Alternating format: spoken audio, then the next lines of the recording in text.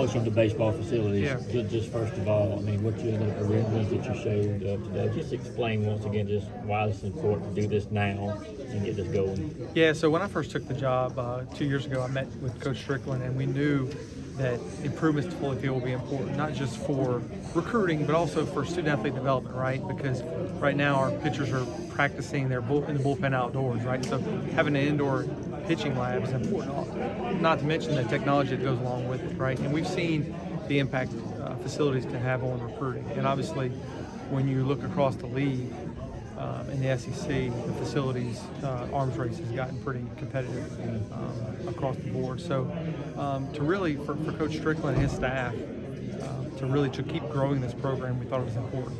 And additionally, it's going to give us an opportunity to create some more premium seating, some more seating in general, to really keep improving Foley. Because we all feel that, know that Foley's got that Wrigley feel, that really set in a great setting, but really to take that and add on to it and add first-class player amenities, I think it can elevate Foley to even a better experience. How many phases will it take to get this completed? It's really going to be 2 phases if you think about it. So we'll start this summer with some underground utility work because everything on that third baseline, there's some duct bank work that's to be done there.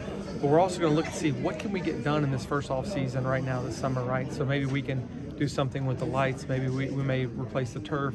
We may go ahead and remodel the clubhouse.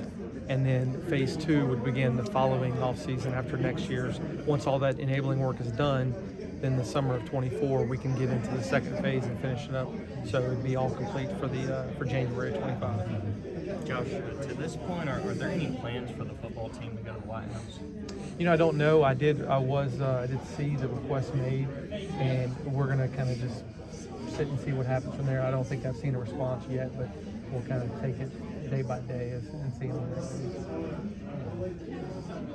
Hey Josh, I wanted to ask a question regarding the statement you made about the crash. Why at the end of recruiting duties did the university not receive these cars? Well, all of our employees know that when the recruitment duties are done, that car should be turned in. In this situation, the car was not, and the individual didn't follow policy, and it was used unauthorized after their work assignment was done. Was the university aware that the car was not turned in? Not to my knowledge, no. What is athletics and Coach Smart reviewing in terms of policy that you referred to in the statement? What specifically might be changing? We're going through everything and the processes and procedures of that, and it's still ongoing right now, so I don't want to get into the specifics of that right now. Josh, you mentioned talking with Mike when he was first coming on. How big were these changes to him, and what was his reaction to the fact that y'all are willing to do the seating rearrangement and stuff like that?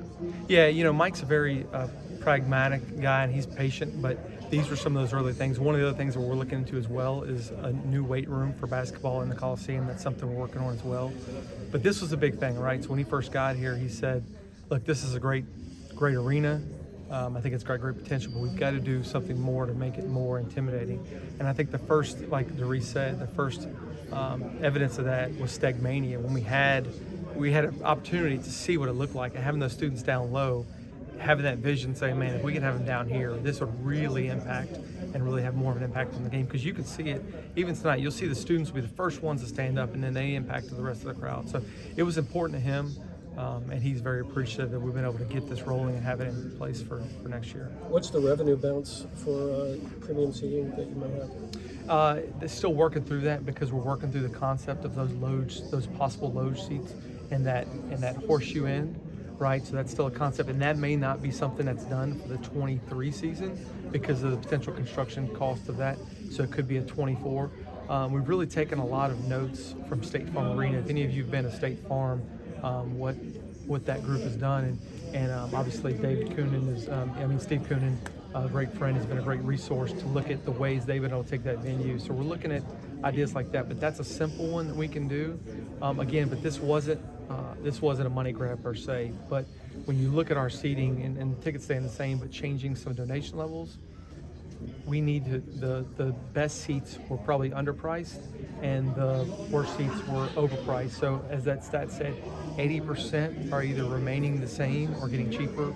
So it's really only 20% that are increasing. So this wasn't a money grab, but at the same time, we had to create some separation in pricing as we move forward, that it shouldn't be that every seat and segment is generally around the same cost. One other broad question on the crash investigation. The university has said that they are investigating or doing an investigation. Is that being conducted by an outside? I mean, like, is a law firm been hired to do an independent investigation, or is that just within the athletic department? It's within the appropriate legal counsel. It's not outside firm. No. President Morgan, as you've learned about some of the circumstances behind this crash, is there anything giving you pause that you want to see some review about some of the policies in place? So far, I haven't seen anything that has caused me concern. Obviously, we wish the vehicle had been turned in that evening, but this review is ongoing, and I'm confident that if any procedures need to be changed, I'm not sure they will need to be changed, but I'm confident that our athletic director and head coach will do whatever they need to do. Who generally oversees the acquisition of these vehicles and the distribution of and authorization for this to drive? Operational staff members, people in ops. Are either of you able to provide any sort of health update on Tory Bowles? No, it's a private matter. I wouldn't know. But we're keeping her and her family and everyone affected in our prayers. Did you mention with Foley and then also the softball facility? Yes. It's the designs and kind of what y'all want to do and update is done, and it's just the actual construction. I know inflation. Yeah, no. So the design is not quite done yet. We're very close, and I know it. It's frustrating for us. It's frustrating for the coaches when you keep going. But in these times of inflation, it's like every time you go back and do pricing, the prices have gone up. The escalation has been record-setting these last couple of years. So when you get back those numbers, you want to say, okay, we can keep raising money, but let's really be efficient in what we're doing. And you know what? Sometimes it's just good practice to go back to the drawing board and say, all right, what's really important? And for me, my message to our coaches has been, yeah, we want to get to fan amenities, and that's important, but first and foremost, let's focus on the player, the student-athlete experiences first, because that's the first thing that two phases, right? That's the first thing that's going to impact recruiting, because they want to see that wow in recruiting, but also as we try to keep student-athletes healthy and train and develop an indoor pitching lab, having that indoor fielding and hitting area for softball. And that turf area at softball that we're talking about will also be a general area that soccer could go in and get some functional work in as well, because their facility's right there. So, it's good practice. Sometimes we always feel like we want to go, and this has probably been a good time for us to sometimes take a step back, slow down, and let's really dig into the plans and see how we can be efficient with layouts and spaces, because even sometimes when you're looking at elevation changes, where you put a building can drive the cost as well, and does it connect, and is it a freestanding building? So as time consuming as it's been a good exercise for our staff to go through this process. But I am hoping that inflation costs will start to decrease a little bit. Texas and Oklahoma, y'all have said before that the league can't move forward with scheduling until you know when exactly it is that they're in. Reports out that they're 2025. What are the next steps there? When that is finalized, their date to enter the league. Yeah, so that is an issue that's being handled between Texas OU and the Big 12, and our commissioner keeps us abreast of those developments. But that is on the SEC side, though. What are the steps that have to be taken once they're once we know for sure what that is, then we would have to decide on our scheduling format, and we've been able to really get there in a lot of the sports. Football's still one we're still working through. There'll have to be a modification in the resolution that the president's passed to move it up a year, but that could be done very quickly if Oklahoma and Texas were to work out an agreement with the Big 12. Time for two more questions. Has the university interviewed or spoken to players reportedly at the initial crash scene? I'm not going to comment on an open investigation. It's still ongoing.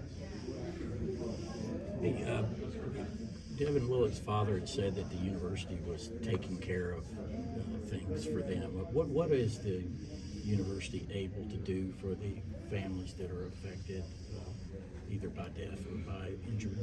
I don't want to get into specifics of that. That's a private matter right now, and as we've tried to give them support through this process these last few weeks. Thank you.